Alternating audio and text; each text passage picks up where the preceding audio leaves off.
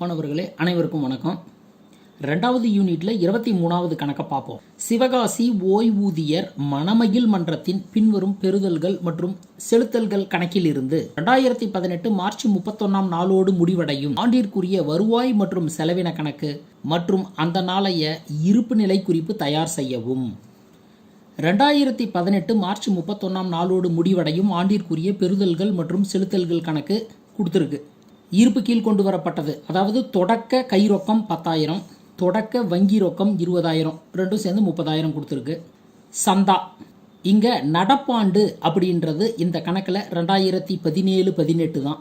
இந்த 2017-18ல் முந்தைய ஆண்டுக்குரிய சந்தா 5,000 வசூலாயிருக்கு. 2017-18க்கு உரிய சந்தா 25,000 வசூலாயிருக்கு. எதிர்வரும் ஆண்டுக்குரிய சந்தா 2018-19ஆம் ஆண்டிற்குரிய சந்தா 6,000 இந்த 17-18லேயே வசூல் பண்ணியிருக்காங்க. சந்தா என்கின்ற வகையில் 36,000 வசூலாயிருக்கு. அடுத்தது உயில் கொடை 40,000. உயில் கொடை என்பது ஒரு பொறுப்பு. அரங்க வாடகை 14,000. அரங்க வாடகை 14,000 எனக்கு வருமானம் வந்திருக்கு. பாதுகாப்பு பெட்டக வாடகை 5,000 எனக்கு வருமானம் வந்திருக்கு. சிறப்பு விருந்திற்கான வசூல் 12,000 எனக்கு வருமானம் வந்திருக்கு. இங்கே கவனத்தில் வச்சுக்கணும். சிறப்பு விருந்திற்கான வசூல் அப்படின்றது ஒரு சிறப்பு நிதியாக இந்த இடத்தில் கருதிவிடக்கூடாது. சிறப்பு விருந்துக்கான வசூல் என்று தான் உள்ளது. சிறப்பு விருந்து நிதி என்று இருந்தால் அதை ஒரு குறிப்பிட்ட நிதியாக கருதி செயல்பட வேண்டும். சிறப்பு விருந்துக்கான வசூல் 12,000 ஒரு வருவாய் என வரவாக கருத வேண்டும். இருப்பு கீழ் இறக்குக. வங்கி மேல்வரை பற்று 3,000. இறுதி இருப்பு வங்கி மேல்வரை பற்றாக இருக்கிறது. செலுத்தல்கள் பக்கம் என்னென்ன இருக்கு பாருங்க. வாடகையும் வரியும் 18,000 செலவாயிருக்கு. மின் கட்டணம் 17,000 செலவாயிருக்கு. அரைகலன் வாங்கியது 12,000 செலவு பண்ணியிருக்கேன். இந்த அரைகலன் வாங்கியது என்பது முதலின செலவு. வருவாய் மற்றும் செலவின கணக்கில் பதிவு செய்யக்கூடாது. பில்லியட்ஸ் மேசை வாங்கியது 70,000. இதுவும் வருவாய் மற்றும் செலவின கணக்கில் பதிவு செய்ய மாட்டோம். பழுதுபார்ப்பு மற்றும் புதுப்பித்தல் செலவு 16,000 செலவாயிருக்கு.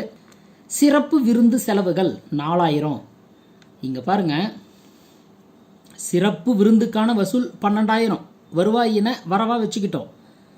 இங்கே சிறப்பு விருந்து செலவுகள் 4,000 வருவாயின செலவா வருவாய் மற்றும் செலவின கணக்கில் காமிச்சிடணும். பற்பல செலவுகள் 2,000 செலவாயிருக்கு. இருப்பு கீழே இறக்குக. இறுதி கை ரொக்கம் 1,000 ரூபாய் உள்ளது. இங்க கூடுதல் தகவல்களாக பாருங்க. இங்க கூடுதல் தகவல்கள் அப்படின்னு சங்கத்தின் 300 உறுப்பினர்கள் தலா 100 வீதம் ஆண்டு சந்தா செலுத்துகின்றனர். 300 உறுப்பினர் இருக்கிறாங்க. ஒவ்வொருத்தரும் 100 ரூபாய் அப்படின்னா எவ்வளவு வரும்? 30,000 வரும். 1/4/2017 அன்று சங்கத்தின் அரைகலன் இருப்பு 10,000. சங்கத்தினுடைய தொடக்க அரைகலன் இருப்பு 10,000 ரூபாய். 2016-17ஆம் ஆண்டிற்கான கூடியுள்ள சந்தா இன்னும் பெறப்படாதது 1,000.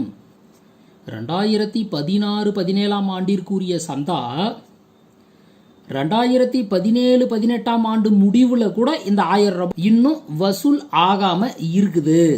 இந்த கணக்கை ஒரு முறை முழுசா படிச்சுட்டேன். முழுசா படிச்சதுல இருந்து நான் என்ன தெரிஞ்சுக்கிட்டேன் அப்படின்னா, இந்த கணக்கில் முதல் நிதி கொடுக்கப்படவில்லை.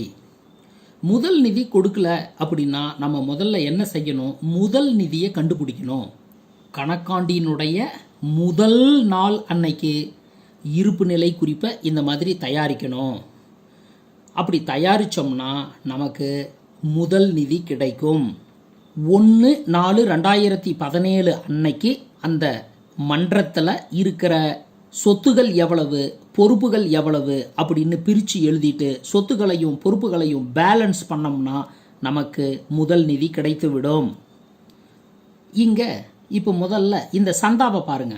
2016-17ஆம் ஆண்டுக்குரிய சந்தா நடப்பாண்டுல 5,000 வசூலாயிருக்குது அப்படின்னு இந்த கணக்கில் கொடுத்துருக்குது.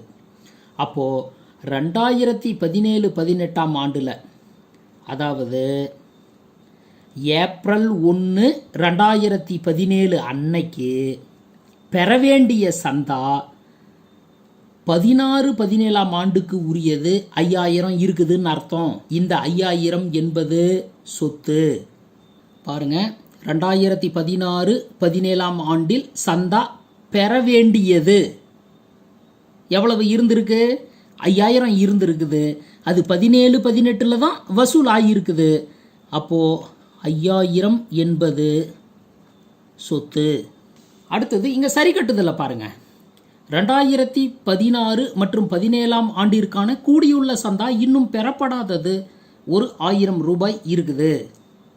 அப்போ இந்த 1000 ரூபாயும் ஒரு சொத்து தான். 2016, 17ஆம் ஆண்டிற்கான கூடியுள்ள சந்தா பெறப்படாதது கூட்டிக்கணும் 1000 ரூபாய், ரெண்டும் சேர்ந்தா 6000 ரூபாய். கொஞ்சம் கவனமாக இதை பார்க்கணும். பாருங்க, திருப்பியும் சொல்கிறேன். 2017, 18ஆம் ஆண்டு தான் நடப்பாண்டு. இந்த நடப்பாண்டில் 2016, 17ஆம் ஆண்டிற்குரிய சந்தா 5000 ரூபாய் வசூலாகிருக்குது. அப்போது 2017, 18ஆம் ஆண்டிற்குரிய நாள் 1/4/2017 இந்த 5000 ரூபாய் பெற வேண்டிய சந்தா, 16, 17க்கு உரிய பெற வேண்டிய சந்தா. இந்த சந்தாவை நான் சொத்து என கருத வேண்டும்.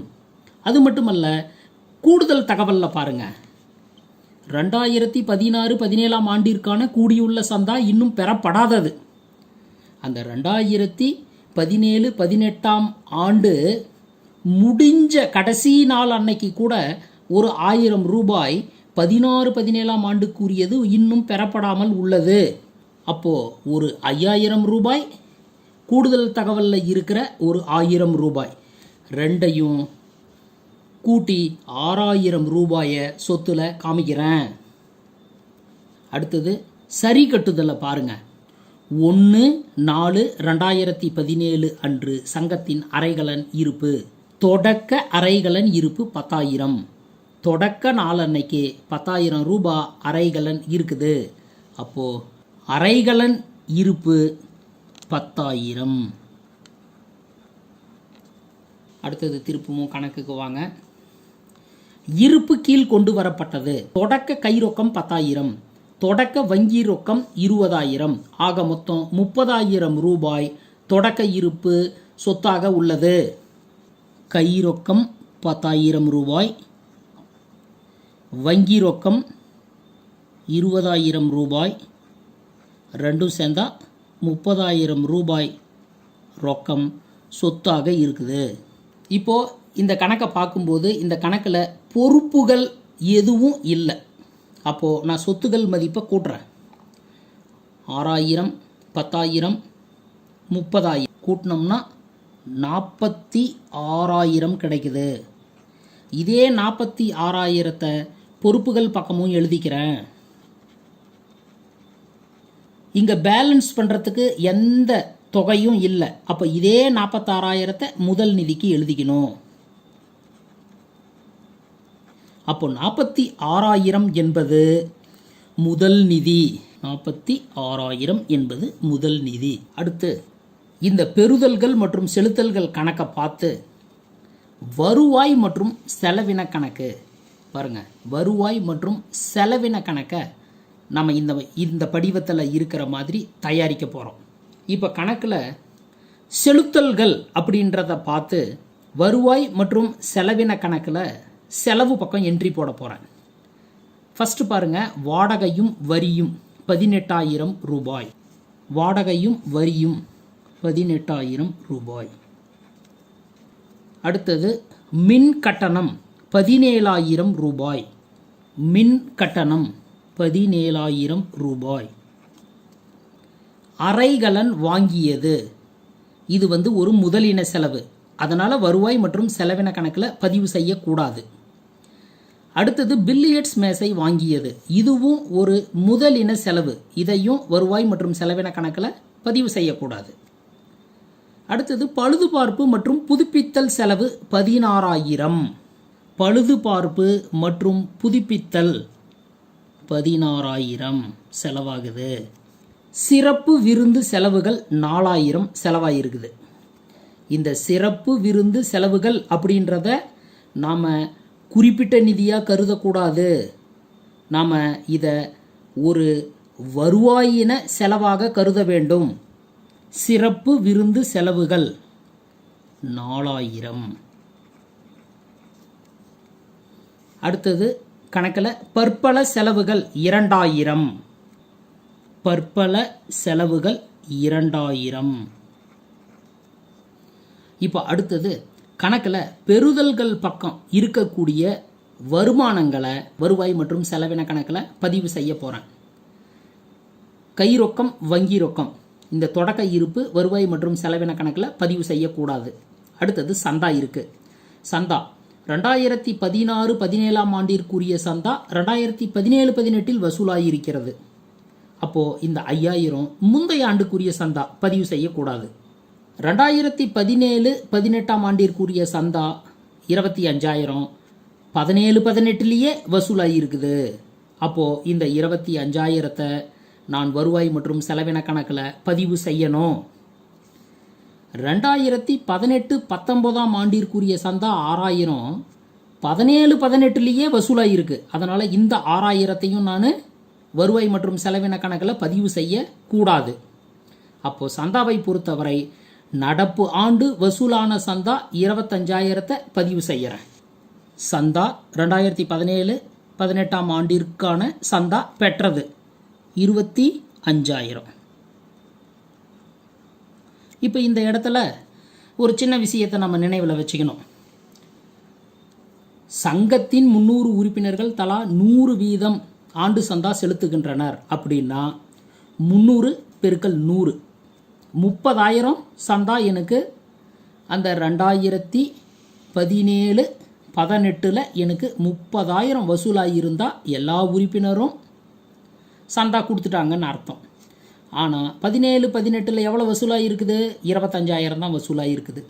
அப்போ இன்னும் பெற வேண்டிய சந்தா 17-18க்குரியது எவ்வளவு இருக்கிறது? 5,000 இருக்குது. சந்தாவை பொறுத்தவரை வருவாய் மற்றும் செலவின கணக்கில் நடப்பாண்டில் வசூலான சந்தாவை என்ட்ரி போட்டுக்கணும், நடப்பாண்டில் பெற வேண்டிய சந்தாவையும் என்ட்ரி போட்டுக்கணும். அப்போது 2017-18 பெற வேண்டிய சந்தா அப்படின்னா 30,000 மைனஸ் 25,000 5,000. 2017-18 ஆண்டிற்கான பெற வேண்டிய சந்தா 5,000. 25,000 வசூலாயிடுச்சு, வசூலாகாமல் ஒரு 5,000 இருக்கு, ரெண்டும் சேர்ந்தா 30,000. அடுத்தது உயில் கொடை என்பது ஒரு பொறுப்பு. இதை வருவாய் மற்றும் செலவின கணக்கில் பதிவு செய்ய மாட்டேன். அரங்க வாடகை என்ற வகையில் 14,000 வருமானம் கிடைத்திருக்கிறது. அரங்க வாடகை 14,000 ரூபாய். பாதுகாப்பு பெட்டக வாடகை என்ற வகையில் 5,000 வசூலாயிருக்குது. பாதுகாப்பு பெட்டக வாடகை 5,000. சிறப்பு விருந்திற்கான வசூல் 12,000. சிறப்பு விருந்திற்கான நிதி என்று இருந்தால் இது ஒரு குறிப்பிட்ட நிதியை சார்ந்ததாக அமையும். சிறப்பு விருந்திற்கான வசூல் என்பதை இந்த கணக்கில் நாம் வருவாய் என வரவாக கருத வேண்டும். சிறப்பு விருந்திற்கான வசூல் 12,000. இப்போ வரவு பக்கம் இருக்கக்கூடிய எல்லா மதிப்பையும் கூட்டுறேன். 30,000 14,000 5,000 12,000 எல்லாத்தையும் கூட்டினோம்னா எனக்கு 61,000 கிடைக்குது. இந்த பக்கம் பாருங்கள், 18,000 கூட்டல் 17,000 கூட்டல் 16,000 கூட்டல் 4,000 கூட்டல் 2,000 இதை எல்லாத்தையும் கூட்டினா எனக்கு எவ்வளோ கிடைக்குது? 57,000 கிடைக்குது. அப்போது வரவு பக்கம் இருக்கிற கூடுதல் மதிப்பு 61,000 தான் பெருசாக இருக்குது. அதனால் 61,000 வரவு பக்கம் கூடுதலாகவும் எழுதிக்கணும், பற்று பக்கம் கூடுதலாகவும் 61,000 எழுதிக்கணும். இந்த 61,000 இருந்து இங்கே மேலே இருக்கிற எல்லாத்தையும் கூட்டினா கிடைக்கக்கூடிய 57,000 கழிச்சோம்னா எனக்கு 4,000 கிடைக்குது. இந்த 4,000 அப்படின்றது தான் இந்த வருவாய் மற்றும் செலவின கணக்கினுடைய விட உபரி. இந்த வருவாய் மற்றும் செலவின கணக்கினுடைய விட உபரி 4000 எப்படி எழுதுறோம் பாருங்க. உபரி ரூபாய் 4000. அடுத்தது இந்த கணக்குக்கு இருப்பு நிலை குறிப்பை தயாரிக்கணும். இருப்பு நிலை குறிப்பு எப்படி எழுதுவோம்? இடது பக்கம் பொறுப்புகளை எழுதுவோம், வலது பக்கம் சொத்துக்களை எழுதுவோம். சொத்துகளினுடைய கூடுதலும் பொறுப்புகளினுடைய கூடுதலும் சமமாக வரும். இப்போ பொறுப்புகள் பக்கம் முதல்ல என்ன எழுதுவோம்? முதல் எடுத்த உடனே ஃபர்ஸ்ட் முதல் நிதியை நாம் எழுதுவோம். கணக்காண்டினுடைய முதல் நாளினுடைய இருப்பு நிலை குறிப்பை தயாரித்து முதல் நிதி கண்டுபிடிச்சி வச்சிருக்கிறோம். அங்கிருந்து முதல் நிதியை எடுத்து இங்கே எழுதுவோம். அந்த முதல் நிதி கூட வருவாய் மற்றும் செலவின கணக்கில் கண்டுபிடிச்ச உபரியை எடுத்து எழுதி கூட்டி எழுதுவோம். 1/4/2017 கணக்காண்டினுடைய முதல் நாள் இருப்பு நிலை குறிப்பை தயாரிக்கிறோம். நமக்கு முதல் நிதி எவ்வளோ கிடைக்குது? 46,000 கிடைக்குது. பாருங்க, இந்த முதல் நிதியை இருப்பு நிலை குறிப்புல முதல்ல எழுதிக்குவோம். பாருங்க, அடுத்தது வருவாய் மற்றும் செலவின கணக்கு. இதில் கிடைக்கக்கூடிய உபரி 4000 இருப்பு நிலை குறிப்புல முதல் நிதியுடன் இந்த 4000 கூட்டுவோம். முதல் நிதி 46,000 உள்ளக்கிற காலத்தில் எழுதிக்கிறேன். அடுத்தது நமக்கு கிடைத்த உபரி 4000 கூட்டிக்கிறேன். இதையும் கூட்டினோம்னா 50,000 கிடைக்குது. அடுத்தது கேள்விக்கு போவோம். இருப்பு கீழ் கொண்டு வரப்பட்டது கை ரொக்கம் வங்கி ரொக்கம், இது என்ட்ரி தேவையில்லை. சந்தாவுக்கு வருவோம். சந்தாவில் 16-17 ஆண்டுக்குரிய சந்தா 2017-18 பெற்றது. 2017-18 சந்தா 2017-18 பெற்றது. 2018-19 ஆண்டிற்குரிய சந்தா 6000. நடப்பாண்டான 17-18 முன்கூட்டி பெற்றது. அப்போ முன்கூட்டி பெற்ற சந்தாவாக இருக்கின்ற இந்த 6000 ரூபாய் ஒரு பொறுப்பு. 2018-19 ஆண்டிற்காக முன்கூட்டி பெற்ற சந்தா 6000 ஒரு பொறுப்பு. அடுத்து பாருங்க, உயில் கொடை என்பது 40,000.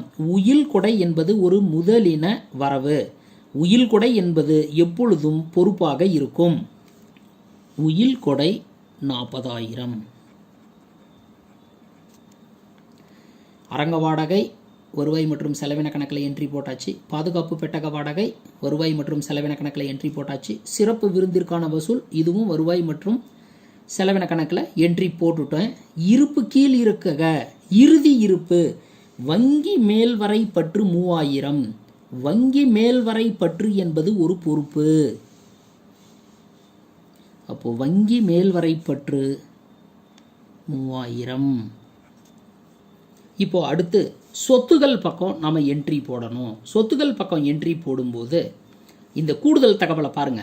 2016-17 ஆண்டிற்கான கூடியுள்ள சந்தா இன்னும் பெறப்படாதது 1000 ரூபாய்.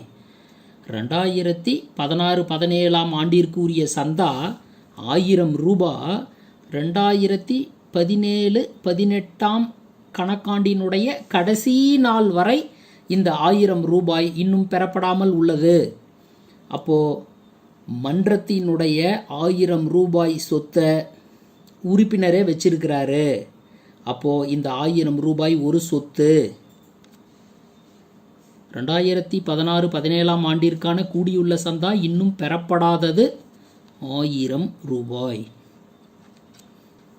பாருங்க, 2017-18 சந்தா 25,000 தான் வசூல் ஆகியிருக்குது. ஆனால் 2017-18 மொத்த சந்தா எவ்வளவு? 300 பேர் இருக்கிறாங்க, 100 ஒவ்வொருத்தரும் தரணும். ஆக மொத்தம் 30,000. இந்த 30,000ல் 25,000 தான் வசூலாகி இருக்குது. அப்போ 2017-18 பெற வேண்டிய சந்தா 30,000ல் 25,000 போயிடுச்சுன்னா மீதி 5,000. 2017-18 ஆண்டில் பெற வேண்டிய சந்தா 5,000.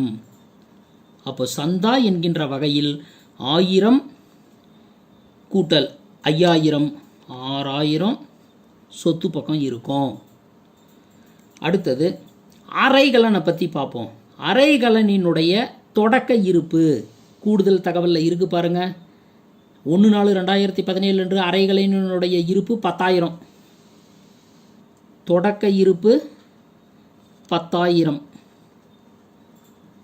அரைகலன் வாங்கியது 12,000, அரைகலன் நடப்பாண்டில் வாங்கியது கூட்டுக 12,000, ரெண்டையும் கூட்டினோம்னா 22,000. அரைகலனுக்கு அப்புறம் என்ன இருக்கு? பில்லியர்ட்ஸ் மேசை வாங்கியது 70,000, பில்லியர்ட்ஸ் மேசை வாங்கியது 70,000.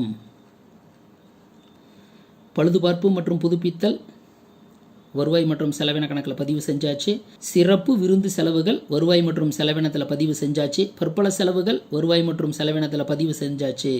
இருப்பு கீழிறக்குக. இறுதி கை ரொக்கம் 1000 என்பது ஒரு சொத்து. கை ரொக்கம் 1000 ஒரு சொத்து. இப்போ என்ன பண்ணுறேன், நான் சொத்துகள் பக்கம் எல்லாத்தையும் கூட்டுறேன். 6,000, 22,000, 70,000, ஒரு 1000 எல்லாத்தையும் கூட்டினோம்னா 99,000 கிடைக்குது. பொறுப்புகள் பக்கம் 50,000 கூட்டல் 6,000 கூட்டல் 40,000 கூட்டல் 3,000 எல்லாத்தையும் கூட்டினோம்னா இங்கேயும் 99,000 கிடைக்குது. பொறுப்புகளும் சொத்துகளும் சமமாக இருக்கு. இருப்பு நிலை குறிப்பு மொத்தம் ரூபாய் 99,000.